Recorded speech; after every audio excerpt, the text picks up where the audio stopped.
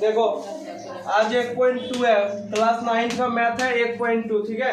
देखो पहला क्वेश्चन तुम्हारा बोल रहा है, वो नंबर बोल रहा है नीचे दिया गया कथन सत्य है, यह असत्य बोल रहा है, मतलब अगर सही है और गलत है तो कारण सहित उत्तर दीजिए कि सही है कैसे सही है और गलत है तो कैसे गलत है, ठीक है।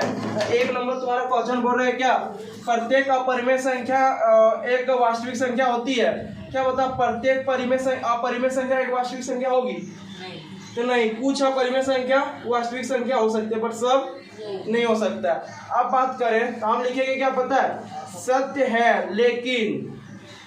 है लेकिन परिमेय और अपरिमेय दोनों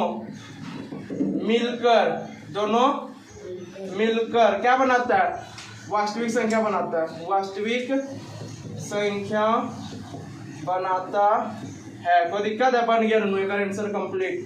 2 नंबर करेंगे। क्या बोला रे, देखो 2 नंबर रे नुनू ध्यान दो। 2 नंबर अगर बात करें बोल रहा है संख्या रेखा का प्रत्येक बिंदु √m के रूप का होता है, जहां m एक क्या है, प्राकृत संख्या। देखो क्या बोल रहा है, संख्या रेखा, क्या बोल रहा है, संख्या रेखा। अगर हम बात करें संख्या रेखा का तो संख्या रेखा में हम बीच वाली बिंदु क्या मानते हैं, 0। इधर जितनी संख्या होती है सारा का सारा किसमें होती है, प्लस में। इधर जितना संख्या होता है किसमें होता है, तो क्या कभी भी प्राकृत संख्या यानी गिनती की संख्या को कभी हम माइनस में लिख सकते हैं क्या, नहीं। तो हम बोलेंगे असत्य है। क्या है दोनों, असत्य। संख्या रेखा पर माइनस का भी मान आता है, इसीलिए क्या है, असत्य। असत्य मतलब गलत है, असत्य मतलब गलत है, असत्य है क्योंकि संख्या रेखा का मान, संख्या रेखा का मान क्या होता है, ऋणात्मक होता है। ऋणात्मक मतलब समझता है, माइनस में ऋणात्मक होता है, बस बन गया आंसर यही है। 3 नंबर की ओर चलते हैं। 2 नंबर उतारो फटाक से।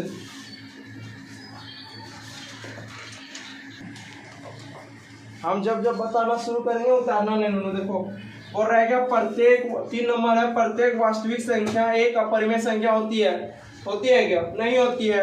वास्तविक संख्या 2 भी होती है, वास्तविक संख्या 3 भी होती है, 4 भी होती है।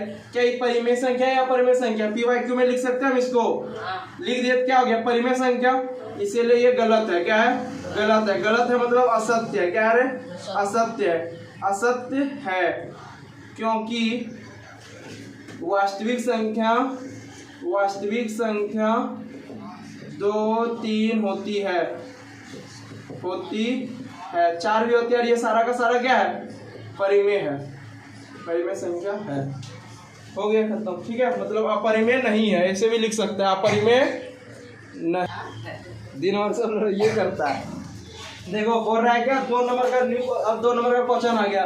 बोल रहा है क्या सभी धनात्मक पूर्णांक के वर्गमूल अपरिमेय होते हैं।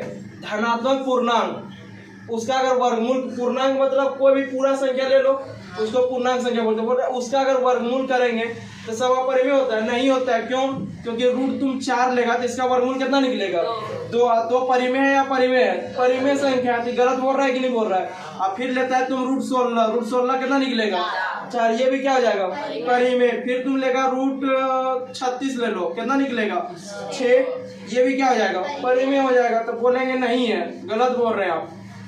आंसर क्या बोलेंगे, नहीं है, नहीं।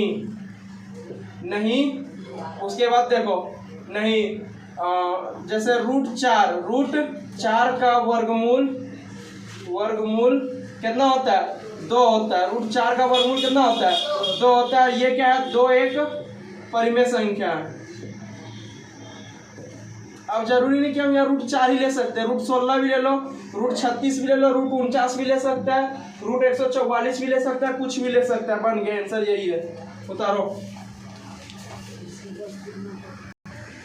देखो 3 नंबर बोल रहा है दिखाइए कि संख्या रेखा पर √5 को किस प्रकार निरूपित किया जा सकता है। देखो √5 है ना, तो √5 में सबसे पहले 5 का भागा निकालो, 2 से लगाएंगे, 2 दूनी 4, कितना बचेगा, 1, पॉइंट उतारेंगे 0, 2 पंचे यानी कितना लेंगे, 2.5, कितना लेंगे, 5, तो हम सीधा लिख सकते हैं √5 बराबर 2.5, √5 बराबर 2.5। अब आगे देखते हैं संख्या रेखा बना दी, ये रहा मेरा संख्या रेखा, ठीक है। अब यहाँ रहता है बीच में क्या रहता है 0, इधर प्लस में, इधर 1 2 3 4 5 6 7, 1 2 3 4 5 रहने दो, कम बेसी हमको क्या मतलब है, ये दो संख्या के बीच क्या को रेखा होता है नूनू 10 गो, क्या को रेखा होता है सब जानता है, जानता है कि नहीं, जानता है। तो हमको कितना लेने बोल रहा है 2.5, ये रहा मेरा 2, यहाँ 5 गिन लो, 1 2 3 4 1 5, यानी ये बिंदु क्या कहलाएगी 2.5 इक्वल टू √5 बन गया, यही आंसर है। कोई दिक्कत है, यहाँ घेरेगा घेर देना, नहीं तो ऐसे ही कर देना, सही है।